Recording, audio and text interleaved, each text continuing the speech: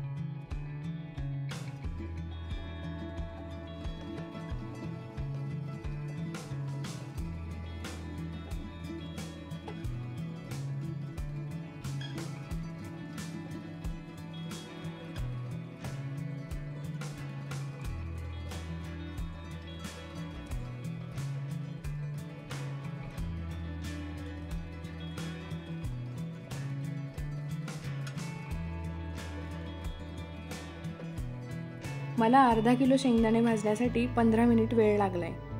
शेंगदाणे छान थंड करून घ्यायचे. थंड झाल्यावर त्याची सालं काढून घ्यायची. शेंगदाण्याची सालं नाही काढली तरीही चालतात. आणि लगेचच मिक्सरला बारीक केलेला गूळ आणि शेंगदाणे हे सगळं छान बारीक करून घ्यायचे.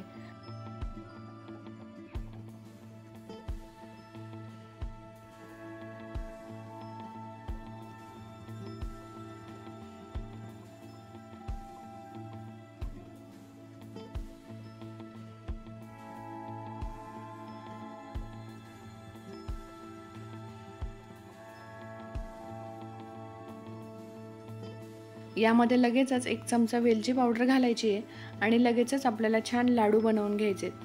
आता जर गूळ थोडासा वेगळा असेल किंवा छान मऊ किंवा एकजीव झाला नसेल तर त्यासाठी तुम्ही थोडंसं तूप घातलं तरीही चालतं.